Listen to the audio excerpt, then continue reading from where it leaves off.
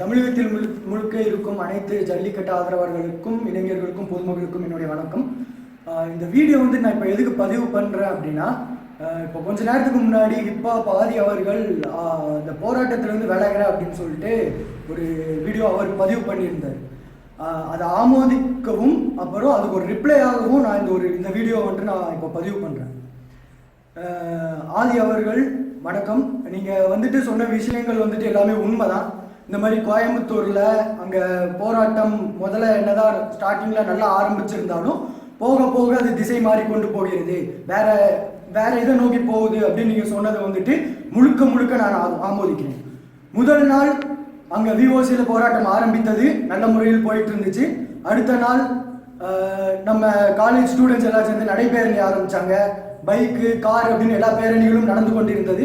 எல்லாரும் விஓசியில் போய் போராட்டங்கள் நல்லபடியாக தான் நடந்து கொண்டிருந்தது.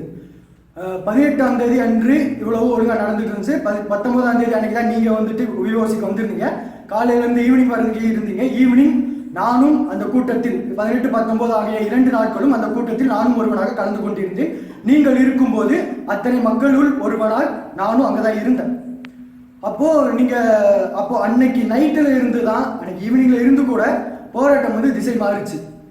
அங்க நடக்கிறது எல்லாமே போராட்ட களத்தில் நடப்பதாக தெரியவில்லை. அந்த விஓசியில வந்துட்டு அடுத்தடுத்த நாள் இந்த போராட்டம் அப்படின்றது வந்துட்டு போராட்டம் மாதிரி இல்லை, இன்னும் கொஞ்சம் மோசமா போயிட்டு இருந்துச்சு.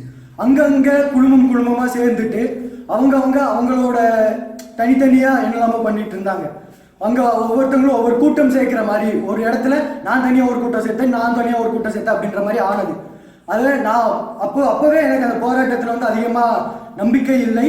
அந்த போராட்டத்துல கலந்து கொள்ளவும் அவ்வளவு ஈடுபாடு இல்லை. இருந்தாலும் அப்பப்போ அங்க போய் என்ன நடக்குது அப்படின்றத பார்த்துட்டு தான் இருந்தோம்.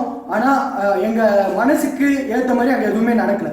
இருந்தாலும் அங்க மைக் வச்சுட்டு சில பேர் இருப்பாங்கல்ல, அங்க போய் நாங்க சொன்னோம், இந்த மாதிரி வந்துட்டு போராட்டம் இப்படி அமைதியாவே போயிட்டு இருக்கு. ஒரு போராட்டம் நீங்க சொல்றது வந்துட்டு கரெக்ட் தான், ஆனா இதோட அடுத்த கட்டம் என்ன அப்படின்றது வந்து தெரியல, இங்க போராட்டம் நடக்கிறதுக்கு உண்டான ஒரு ஃபீலே இல்லை அப்படின்னு அவங்கள்ட்ட போய் சொன்னப்போ எங்களை அங்க எதுவுமே பேச விடாம தடுத்துட்டாங்க. ஏன் அப்படின்னா நாங்களும் ஒரு கவர்மெண்ட் ஏதோ சொல்ல வரோம், இவன் ஏதோ தப்பா சொல்லிடுவான் அப்படின்ற ஒரு நினைப்பாகவும் இருக்கலாம், இவனை சொல்ல விடக்கூடாதுன்ற நினைப்பாக கூட இருக்கலாம். அதை பத்தி நான் இப்ப எதுவுமே சொல்ல வரல. எனக்கு அந்த தளம் கிடைக்கல. இன்னொரு விஷயம் நான் என்ன பதிவு பண்ண போறேன் அப்படின்னா, உணவு பற்றி.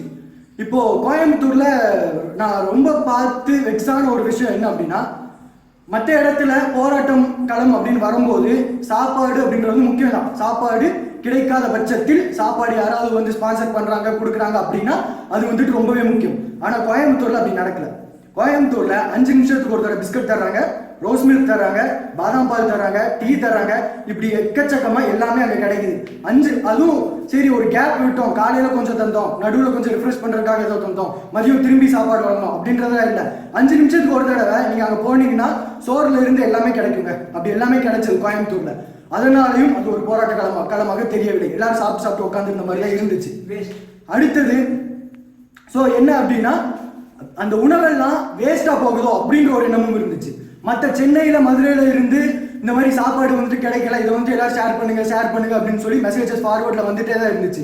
அப்போ எல்லாருக்கும் நாங்க எல்லாரும் பண்ண ஒரு ரிப்ளை என்னன்னா, கோயம்புத்தூர்ல ஸ்டாக் இன்னும் ஒரு வாரத்துக்கு ஸ்டாக் இருக்குன்னு அவங்களே சொன்னாங்க, அதை அனுப்பி வைக்கலாமே அப்படின்றது தான். ஸோ கோயம்புத்தூர்ல ஃபுட் வேஸ்ட் ஆகுது அப்படின்ற ஒரு இதையும் நான் இங்க வந்து பதிவு பண்றேன். இப்போ முக்கியமா ஆதி அவர்களுக்கு நான் இப்போ என்ன சொல்ல வர்றேன் அப்படின்னா, நான் இந்த விஷயத்தெல்லாம் நானே போய் சொல்லணும் அப்படின்னு நினைச்சப்போ எனக்கு அந்த தளம் கிடைக்கவில்லை. அதை சொல்வது என்னோட பொறுப்பும் தான், உங்களோட பொறுப்பும் தான். ஆனா எங்களுக்கு அந்த தளம் கிடைக்கவில்லை. எங்களை வந்துட்டு தள்ளி வச்சாங்க. ஆனா உங்களுக்கு வந்துட்டு அந்த தளம் ரொம்ப காத்துட்டு இருக்கு. நீங்க இப்போ விலகிறேன் அப்படின்னு சொல்றதை விட இதை நான் நெறிப்படுத்த போகிறேன் அப்படின்னு சொல்லி நீங்க அந்த வீடியோ பதிவு பண்ணிருந்தீங்கன்னா அது இன்னும் கொஞ்சம் பாராட்டத்தக்கது. நீங்க விலகிறேன்னு சொன்னதான் இப்போ பெரிய தப்புன்னு எனக்கு தோணுது. நீங்க இதை நெறிப்படுத்தலாம், நீங்க சொல்லலாம் இந்த மாதிரி பண்ணலாம் அப்படின்னு. தலைமை இல்லாமல் தான் இந்த போராட்டம் நிகழ்ந்து கொண்டு இருக்கிறது. ஆனால் நெறிப்படுத்துவதற்கு யாரும் இங்க வர வேண்டாம் யாரும் சொல்லல. நெறிப்படுத்துறதற்கு கண்டிப்பா ஆள் வேணும். ஏன்னா என்னதான் இருந்தாலும் இளைஞர்கள் வந்து ஒரு வேகத்துல எதுனாலும் பண்ணதான் செய்வாங்க. அதை சரி தப்பு, எது சரி எது தப்பு அப்படின்னு சொல்வதற்கு எல்லா பக்கமும் ஆள்கள் தேவைதான். அதை நீங்க கரெக்டா பண்ணீங்கனாலே போதும்.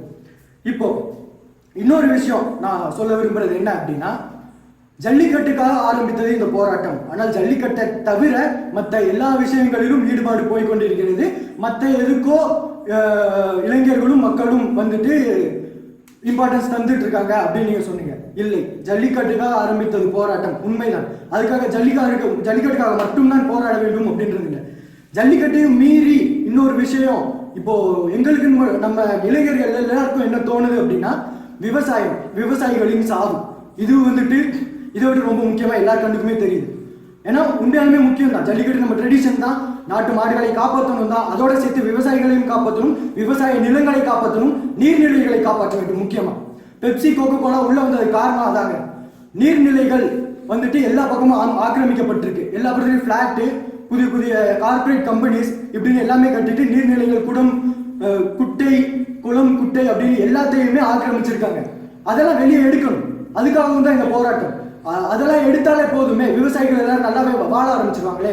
அதுவும் நீர்நிலைகள் எல்லாமே வேற மத்திய அரசுலையோ மற்ற இடத்துலையோ இல்லை, நம்ம கையில் தான் இருக்கு. அப்போ நம்ம தானே மீட்கணும். அப்போ அதுக்கும் சேர்ந்து தான் இந்த போராட்டம். அதுக்கும் சேர்ந்து இப்பவே நம்ம போராட தான் செய்யணும். ஒவ்வொன்றுக்கும் தனித்தனியா போராடிட்டு இருக்கணும்ன்ற அவசியம் இல்லைல்ல. ஒரு விஷயத்தை எடுத்துட்டோம், ஜல்லிக்கட்டு, விவசாயிகள் வந்துட்டாங்க, நீர்நிலைகள், விவசாயத்துக்காக நம்ம இப்போ போராடிட்டு இருக்கோம் அப்படின்றது வந்து ஒரு பெரிய உண்மை. ஸோ விவசாயத்துக்காக தொடர்ந்து நம்ம போராடிட்டே தான் இருக்கணும். விவசாயத்தை சம்மந்தப்பட்ட என்னென்ன விஷயங்கள் இருக்கோ அதெல்லாம் உள்ள இழுத்து அது எல்லாத்துக்கும் சேர்ந்து போராடுறது தான் இது கரெக்டாக இருக்கும் அப்படின்றது என்னோட கருத்து. பல இளைஞர்களோட கருத்தும் அதே தான். அதுவும் அதோட இன்னொன்று சொல்லுங்க, ஜல்லிக்கட்டுக்காக நினைச்சுதான் பேரண்ட்ஸ் எல்லாரும் வந்து இளைஞர்கள் அனுப்பி வச்சாங்க அப்படின்னு. ஜல்லிக்கட்டுக்காக மட்டும் இல்லை, விவசாயத்திற்கும் சேர்த்து. எல்லாரும் கிராமப்புறத்தில் வாழ்ந்தவர்கள் தான். நம்மளோட பேரண்ட்ஸ், அவங்களுக்கு முன்னாடி ஜென்ரேஷன் ஒவ்வொருத்தவங்களும் கிராமப்புறத்துல இருந்து வந்தவங்க தான் வாழ்ந்தவர்கள். எல்லாருக்கும் தெரியும் விவசாயம் எவ்வளவு முக்கியம். அதனாலதான் அவங்க பிள்ளைங்களை போய் போராடுங்களா அப்படின்னு அனுப்பிச்சு வச்சாங்க. ஸோ விவசாயத்துக்காக நம்ம கண்டிப்பா போராடணும். அதுக்குண்டான விஷயங்கள் எல்லாத்தையும் உள்ள இழுத்து நம்ம தொடர்ந்து போராடி கொண்டு இருப்போம். இதோட சேர்த்து இப்போதைக்கு போராடி கொண்டிருக்க அனைத்து இளைஞர்களுக்கும் என் மனமார்ந்த நன்றி. மற்றும் பொதுமக்கள், குழந்தைகள், விவசாயிகள் அனைவருக்கும் என்னோட மனமார்ந்த நன்றி. இதை இப்படியே விடக்கூடாது, நம்ம தொடர்ந்து போராடணும் அப்படின்றத என்னோட கருத்து. நம்ம தொடர்ந்து போராடுவோம். நன்றி, வணக்கம். அதோடு சேர்த்து இப்பாப்பாதி அவர்கள் சொன்னது போல நம்ம நாடு வேண்டாம் அப்படின்ற மாதிரி இளைஞர்கள் வந்துட்டு பேசிட்டு இருக்கிற மாதிரி, நாடே வேண்டாம், தமிழகம் மட்டும் போதும் அப்படிப்பட்ட பேச்சு வந்துட்டு இது உண்மையாலுமே மிகப்பெரிய தவறு. அதை வந்து தவிர்க்கும். இதோட சேர்த்து நேஷனல் சிம்பிள்ஸ் அவமதிக்கிற மாதிரியும் நிறைய விஷயங்கள் நடந்துட்டு இருக்கு. அதையும் வந்துட்டு தவிர்க்கணும். அப்புறம் கொச்சை வார்த்தைகள் நிறையா நீங்கள் வந்துட்டு யூஸ் பண்ணிட்டு இருக்கோம். ஸ்லோகன்ஸ்லையும் சரி, இல்லை மற்ற தலைவர்கள் பற்றியும் விமர்சிக்கும் போது இந்த மாதிரி கொச்சையாக பேசுறது வந்துட்டு நம்ம தவிர்க்கணும். ஏன்னா நம்மளை பார்த்து தான் அடுத்த வர்ற சின்ன பசங்கள்லாம் வளர போகிறாங்க. அப்படிங்கும்போது நம்ம அந்த விஷயங்கள் வந்துட்டு பண்ணுறது மிகப்பெரிய தவறு. தலைவர்கள், ஸ்டேட் கவர்மெண்ட், சென்ட்ரல் கவர்மெண்ட், இல்லை அதில் இருக்க தலைவர்களை வந்து விமர்சிக்கிறது வந்து தப்பே இல்லை. ஆனால் தவறாக விமர்சிப்பது தான் மிகப்பெரிய தவறு. அதை நம்ம பண்ண வேண்டாம்.